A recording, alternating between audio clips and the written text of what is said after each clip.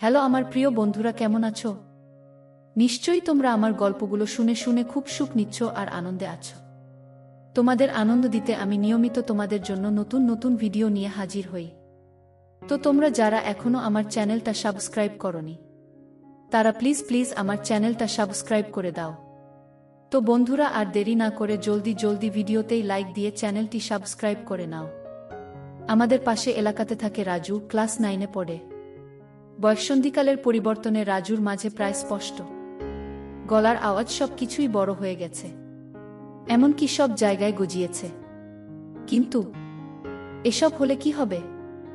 রাজুর চেহারায় কোনো নারীর প্রতি ইচ্ছার কোনো চিহ্নই ছিল না। রাজু দেখতে অনেকটা সরল শিশুর মতোই ছিল। কেউ দেখলে জীবনেও ভাবতে পারবে না যে এই ছেলেটি নিজেকে নিজে শান্ত করতে জানে। কেউ বুঝত না যে রাজুরও একটা ইচ্ছে ছিল। এটাই ছিল রাজুর চির দুঃখ। কিন্তু এই দুঃখে রাজুর বেশি দিন থাকতে হয়নি। রাজুর জীবনে তখন এমন একটি ঘটনা ঘটল যা চিন্তা করলে এখনও আমার সারা শরীরে এক ধরনের পুলক অনুভব হয়। রাজুর জীবনের প্রথম অভিজ্ঞতা। আমার মনে হয় ঘটনাটি বলে তোমাদের বোঝাতে পারবো না। তারপরও তোমাদের বলছি, তাহলে আমি ঘটনাটি শুরু করি। কথা দাও তোমরা আমার সাথে থাকবে শেষ পর্যন্ত। ঘটনাটি অনেক আগের, 2017 সালের ডিসেম্বর মাস। বার্ষিক পরীক্ষা সবেমাত্র শেষ হয়েছে, অনেক ফ্রি টাইম। তার উপর আমাদের গ্রামে প্রচণ্ড শীত পড়েছে। শীতের কারণে ঘর থেকে তেমন বেরোতে পারছিল না রাজু। এমন সময়ে রাজুর আপু জেসমিন ফোন করে জানালো সে নাকি তার এক বান্ধবীকে নিয়ে গ্রামের বাড়ি আসছে। জেসমিন রাজুর বড় বোন, গত বছর ঢাকা ইউনিভার্সিটিতে অর্থনীতি বিভাগে চান্স পায়, তাই পড়াশোনা করতে ঢাকা থাকে।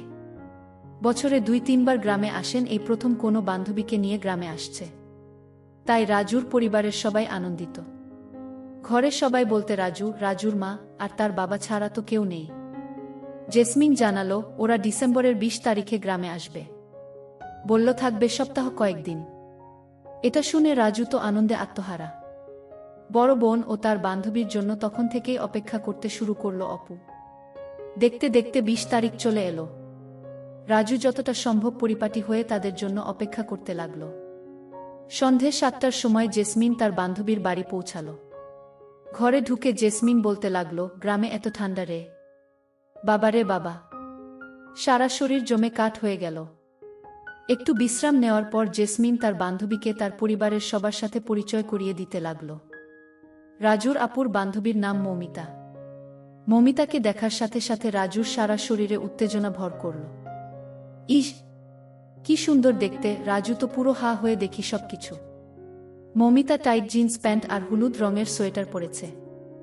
জিন্স প্যান্টে তাকে আরও সুন্দর লাগছে, কিন্তু সোয়েটারের আড়ালে তার ওইগুলো লুকিয়ে রয়েছে।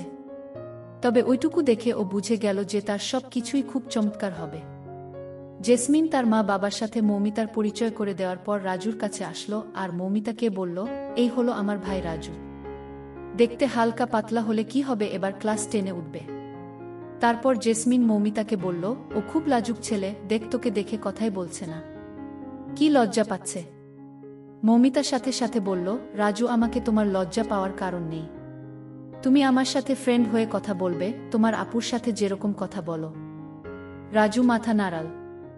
এভাবে মৌমিতার সাথে রাজুর প্রথম আলাপ।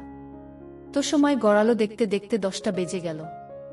রাজুর মা ওদের সবাইকে ডাকলো খাওয়ার জন্য। ইতিমধ্যে মৌমিতার সাথে রাজুর অনেক ভাব জমে গেছে। খাওয়া দাওয়া শেষ হতে হতে প্রায় 10:30 বেজে গেল। আমাদের গ্রামে হিসেবে অনেক রাত, তাই স্বাভাবিকভাবে ঘুমানোর কথা উঠল।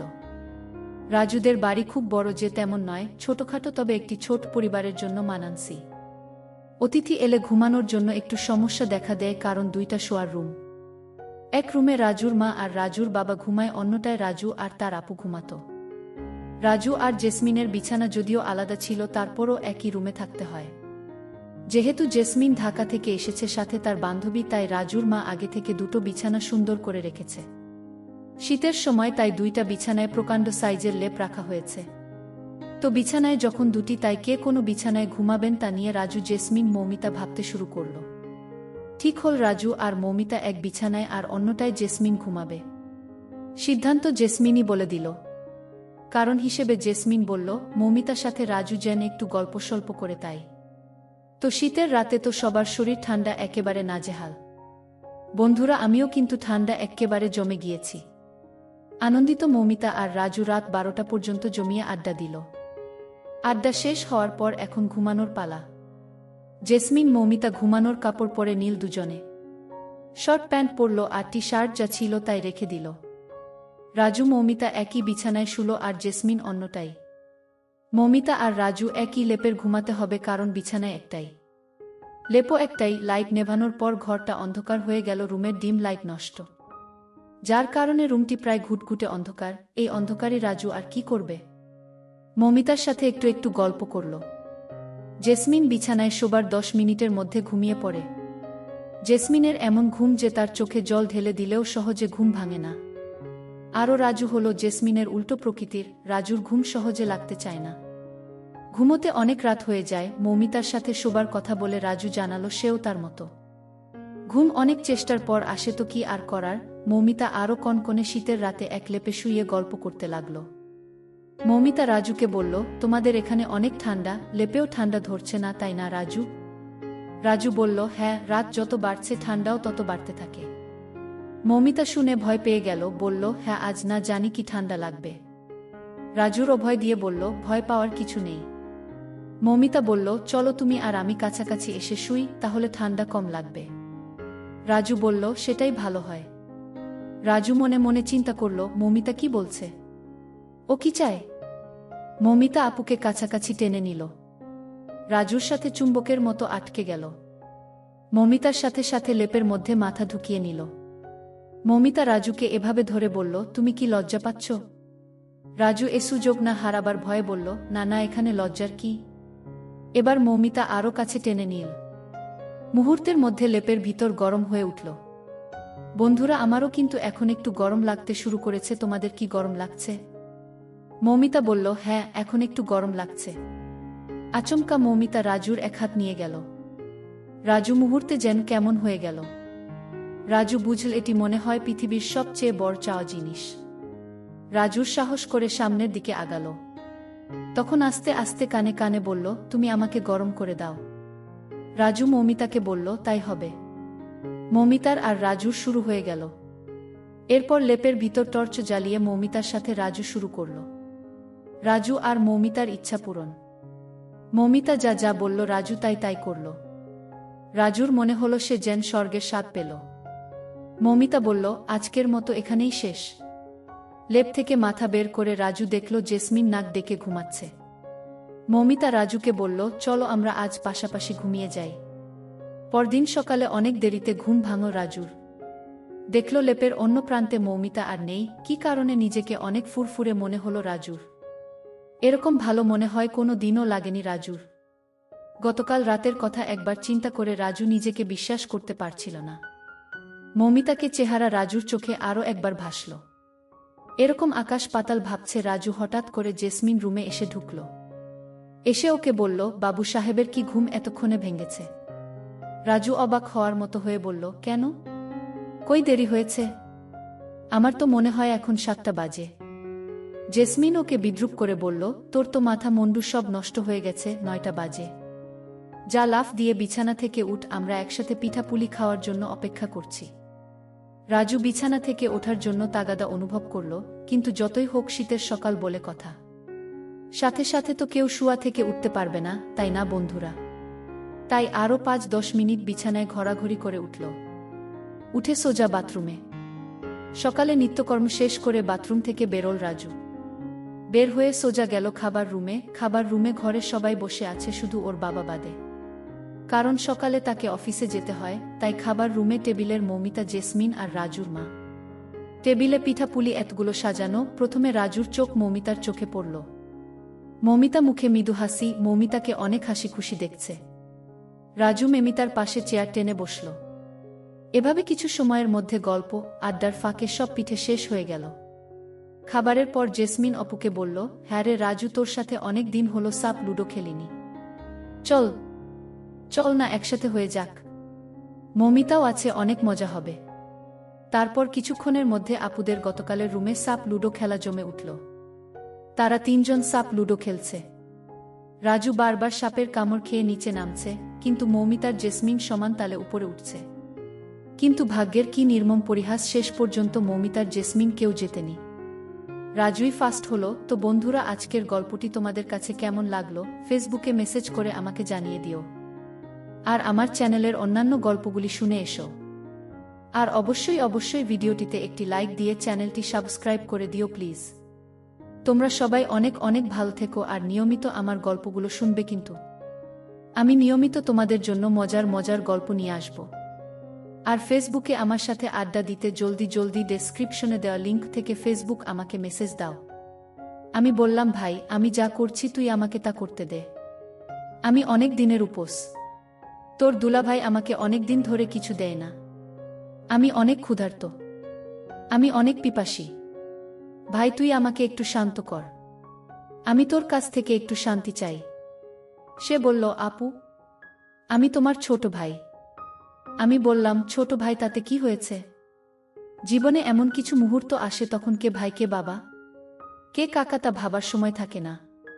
তখন একটি মাত্র জিনিস মানুষের বিবেকে কাজ করে, আর তাহলে একটু শান্তি। প্লিজ ভাই, কথা না বলে তুই আমাকে একটু শান্ত কর। অনেক দিন ধরে আমার মনটা অশান্ত হয়ে আছে। আমার ছোট ভাইকে বাচ্চা মনে করে একটা সুযোগ দিয়েছিলাম। তারপর আমার ছোট ভাই আমার সাথে যা করল তা শুনলে বন্ধুরা তোমাদের মাথা ঘুরে যাবে। বন্ধুরা, গল্পটি সেই রকম, বুঝতেই পারছো কি বলছি। তাই গল্পটা শোনার জন্য তোমাদের সকলের প্রতি আমার বিশেষ অনুরোধ রইল। বন্ধুরা, তোমাদের নিকট আমার ছোট্ট একটি অনুরোধ, তোমরা দয়া করে আমার চ্যানেলটি সাবস্ক্রাইব করে আমাকে সাপোর্ট করবে। হ্যালো বন্ধুরা, আমি জেসমিন আক্তার। আমার বর্তমান বয়স 24 বছর। আজকে আমি তোমাদেরকে যে গল্পটি বলবো সেটি আমার বাস্তব জীবনের গল্প। তখন আমার বয়স ছিল 19। আমি দেখতে অনেক সুন্দরী, লাবণ্যময়ী এবং আবেদনময় ছিলাম বটে। আমার পরিবারে শুধুমাত্র আমি, আমার ভাই এবং আমার মা বাবা ছিলেন। মোট সদস্য সংখ্যা ছিল 4 জন এবং আমি ছিলাম সবার বড়। আমার ভাই ছিল আমার ছোট, তার বয়স ছিল 14। আমার ছোট ভাইয়ের নাম রাজু। সে ক্লাস 10-এ পড়ত। সে দেখতে অনেক কিউট ছিল। আমি তাকে খুব ভালোবাসতাম এবং স্নেহ করতাম। তাকে দেখতে একেবারে নায়কের মতো চেহারা ছিল। তাকে দেখলেই আমার অন্য কিছু করতে মন চাইত। আমাদের পরিবারের সবাই খুব সুন্দর ছিল।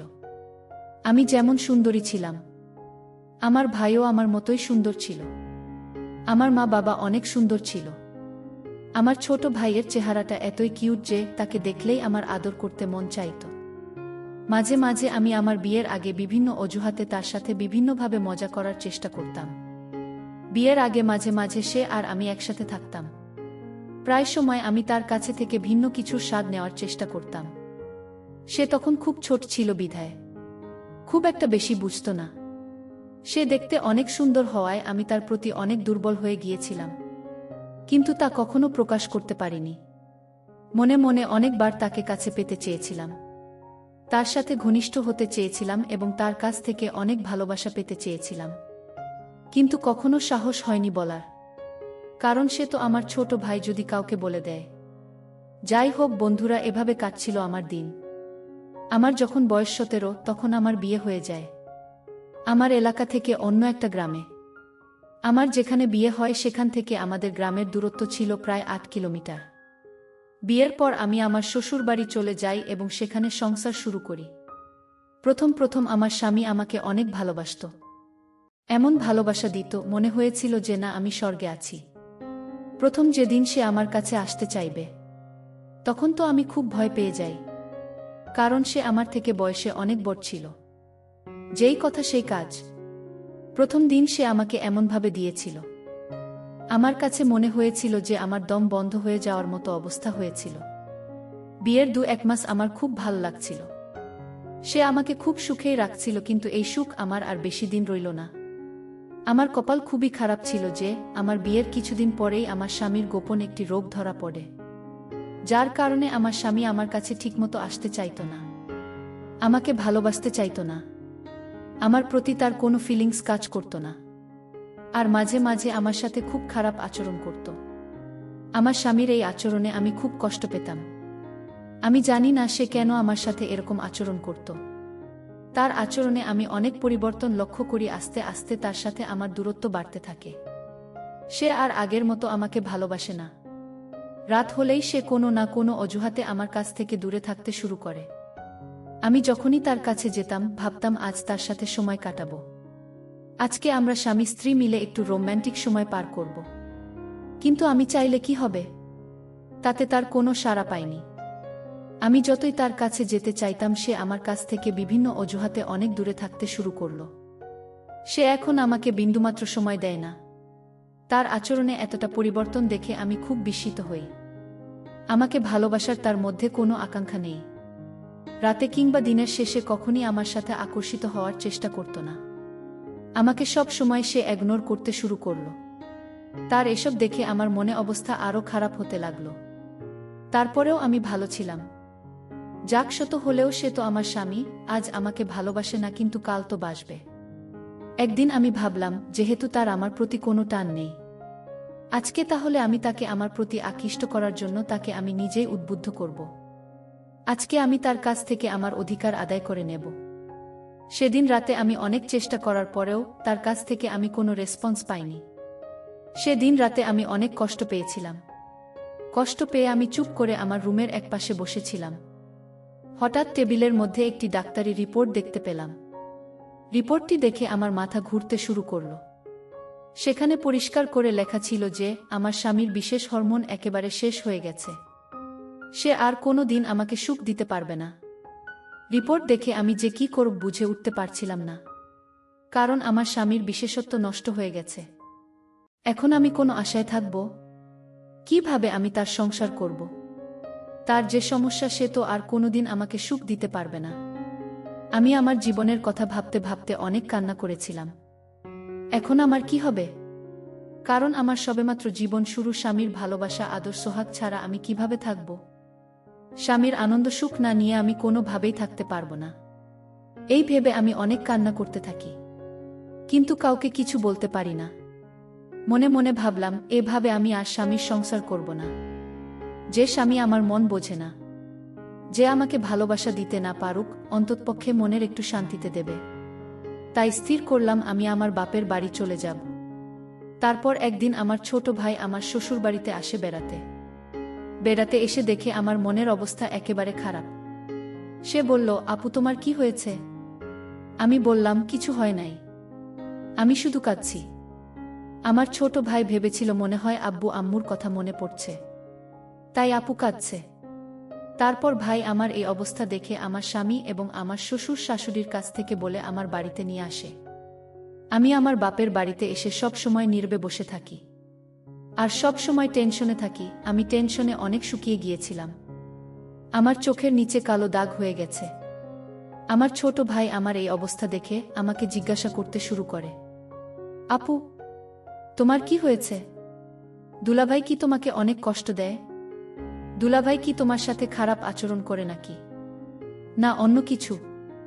আমি তাকে বললাম, না এসব কিছু না, তুই টেনশন করিস না, আমার কিছুই হয় নাই। আমি আমার ছোট ভাইকে বললাম, ভাই আমি তোদের বাড়িতে বেশ কিছুদিন থাকব। আমার ছোট ভাই বলল, আপু কিছুদিন কেন?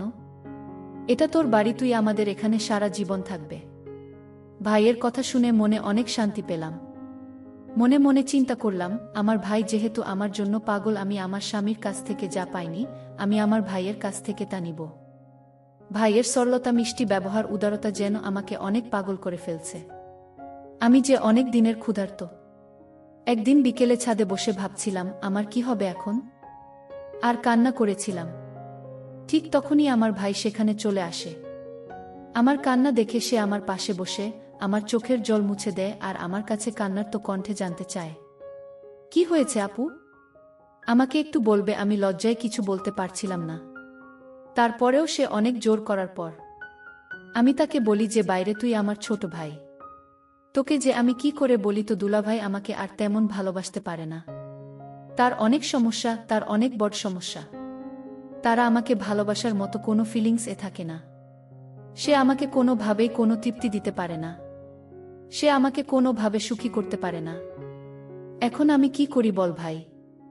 এই দুঃখ কি কারো কাছে বলা যায়? আমার মুখ থেকে এরকম ধরনের কথা শুনে আমার ভাই প্রথমে একটু চুপ হয়ে যায়। আমার ছোট ভাই যদিও বয়সে আমার থেকে ছোট, তার বয়স প্রায় 16-17 কাছাকাছি। সে সব বোঝে, কিছুক্ষণ চুপ করে থাকার পর বলল, আপু দুলাভাইকে ডাক্তার দেখাও।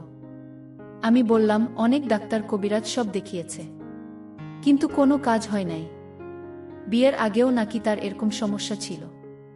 তারপর অনেক ডাক্তার দেখিয়ে সে কোনো রকম ভালো হয়েছিল, কিন্তু ডাক্তার বলে দিয়েছিল যে আপনার যদি পরবর্তীতে এই রকম সমস্যা হয় তাহলে আর ভাল হওয়ার সম্ভাবনা নেই। আমি আমার ছোট ভাইকে বললাম, ভাই রে, সে আর কোনোদিনও আমাকে সে সুখ দিতে পারবে না। আমার কথা শুনে তারও মন খারাপ হয়ে গেল। আমি মনে মনে ভাবছিলাম, এই সুখ এবং ভালোবাসা যদি আমি আমার ভাইয়ের কাছ থেকে পাই তাহলে অনেক ভালো হবে। তাই আমি একটি পরিকল্পনা করে কান্না করতে করতে আমি তাকে ধরার চেষ্টা করলাম। সে একটু লজ্জা পেল, কিন্তু কিছু বলল না। সে আমাকে বলল, দেখো আপু, তুমি এত টেনশন করো না, দেখি কি করা যায়। তার এই কথা শুনে আমি বললাম, কি আর দেখবে তুমি? আমার সুখ কি তুমি এনে দিতে পারবে? আমি এভাবে থাকতে পারবো না। স্বামীর ভালোবাসাটা আমার খুব জরুরি। ভাই, তুমি এসব বুঝবে না। এভাবে থাকতে আমার অনেক কষ্ট হয়। সে আর কিছু না বলে আমাকে নিয়ে নিচে চলে আসে নাস্তা করার জন্য। আমরা নাস্তা করলাম এবং অনেক গল্প করলাম। আমি মনে মনে ভাবছিলাম, আমার ভাই হয়তো আমাকে নিয়ে কিছু ভাবতে শুরু করেছে। তাই আমি অনেক আনন্দ পেলাম। এরপর থেকে আমি আমার ভাইয়ের কাছাকাছি থাকতে শুরু করলাম। রাত হলে সে আমাকে সান্ত্বনা দেওয়ার জন্য সে আমার কাছে থাকত। আমি তো আমার ভাইকে ছোট বাচ্চা মনে করতাম, আর সেও আমার কাছাকাছি থাকতে পছন্দ করত। প্রতিদিন রাতে আমি আর আমার ছোট ভাই একসাথে ঘুমাই, কিন্তু আমার তো রাতে ঘুম আসতো না। শুধু চোখে মনে অন্য কিছু বাসনা। আমার পাশে আমার আপন ছোট ভাই শুয়ে রয়েছে। মাঝে মাঝে তার প্রতি লোভ চলে যায়। মনে হচ্ছে যেন আমি মোম আর সে আগুন। তার পাশে শুতে আমি যে দলে যাচ্ছি এবং তাকে বারবার ছোঁয়ার চেষ্টা করছি, কিন্তু মনের মধ্যে কিছুটা ভয় করছিল। কিছুক্ষণ পর আমি অনুভব করলাম, আমার ছোট ভাই ঘুমিয়ে পড়ল, কিন্তু আমার তো ঘুম নাই। যখন অনুভব করলাম সে ঘুমিয়ে পড়েছে, তখন আমি তাকে নিয়ে এক অন্যরকম অনুভূতি নেওয়ার চেষ্টা করলাম। আমি যখন তাকে নিয়ে অন্যরকম কিছু করছিলাম তখন আমি লক্ষ্য করলাম সে ঘুম থেকে উঠে গেছে। সে ঘুম থেকে উঠে বলল, আপু, তুমি আমার সাথে কি করছো?